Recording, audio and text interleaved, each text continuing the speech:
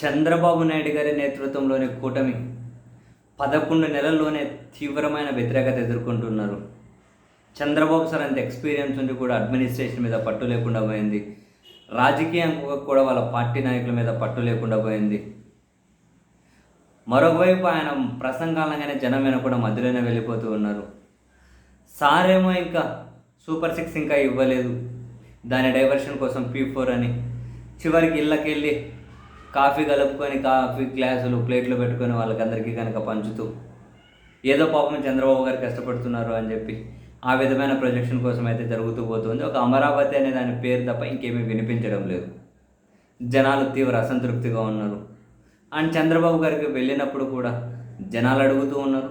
కొందరు కాసింత న్యూట్రల్గా ఉండే మీడియా మిత్రులు కానీ కొన్ని ప్రశ్నలు వేస్తూ ఉంటే చంద్రబాబు గారు అసహన పడుతూ ఉన్నారు. తను మాట్లాడుతూ ఉంటే జనం వినడం లేదు, తాను సీరియస్గా చెబితే వాళ్ళ పార్టీ వాళ్ళు వినడం లేదు. చివరికి ఆరోగ్యశ్రీ బంద్ అయిపోయింది. ఆరోగ్యశ్రీకి వాళ్ళకి డబ్బులు లేవు, మా ఫైనాన్స్ సెక్రటరీని అడిగితే డబ్బులు ఎక్కడున్నాయంటున్నారు అంటారు. ఒక అమరావతి తప్ప వీళ్ళు దేని మీద కాన్సన్ట్రేట్ చేస్తున్నట్లు కనిపించడం లేదు. జనంలో కూడా చర్చ జరుగుతోంది. అండ్ వీళ్ళ పాలన మీద అన్ని వైపుల నుంచి విమర్శలు వస్తూ ఉంటే చివరికి వీళ్ళ సొంత పత్రికలు, టీవీ ఛానళ్ళు ఈ డైవర్షన్ను, ఈ నెగిటివిటీని దీనంతా తప్పించుకోవడం కోసం వాళ్ళు ఇస్తున్నటువంటి సలహా ఏందో తెలుసా? ప్రభుత్వాన్ని విమర్శించే వాళ్ళను, లేకుంటే మీరు ఎప్పుడు సూపర్ 6 ఇస్తారు, లేకుంటే మరొకటి దేని మీదైనా ఒక భిన్నాభిప్రాయాలు ఎవరైతే వ్యక్తం చేస్తారో అటువంటి వాళ్ళకంటే ఒక రకంగా ప్రశ్నించే వాళ్ళు ఎవరైతే ఉంటారో వాళ్ళకు భయాన్ని పరిచయం చేయాలట. అప్పుడే ప్రభుత్వం మీద నెగిటివిటీ తగ్గుతుందట. మేము తోపులము, తుడుంకాలము, 5 దశాబ్దాల పత్రిక, మేమే తెలుగులో నంబర్ 1 పత్రికని చెప్పుకునే పత్రికల దగ్గర నుండి చివరికి టీవీ ఛానళ్ళ డిబేట్ల వరకు కూడా అధికారంలో లేకుండా ఎట్లా మాట్లాడతారు, వాళ్ళు ఎట్లా అడుగుతారు ప్రభుత్వాన్ని, ముఖ్యమంత్రి గారిని ఎట్లా ప్రశ్నిస్తారు, ఇది ప్రజాస్వామ్యం అని దేశ ప్రధానమంత్రిని కూడా ప్రశ్నించే హక్కు ఈ దేశంలో చిట్ట చివరి పౌరుడికి కూడా ఉంటుందన్న సంగతి కానీ వీళ్ళు మర్చిపోతే మరి వీళ్ళదేం జర్నలిజం, వీళ్ళేం జర్నలిస్టులు? ప్రభుత్వాన్ని అడుగుతూ ఉంటే, ప్రశ్నిస్తూ ఉంటే వాళ్ళకు భయాన్ని పరిచయం చేయాలట.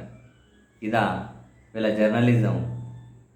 ప్రశ్నించే వాళ్ళను ఎంకరేజ్ చేయాలి. జర్నలిజం భిన్నాభిప్రాయాలను వ్యక్తం చేసే వాళ్ళను ఎంకరేజ్ చేయాలి.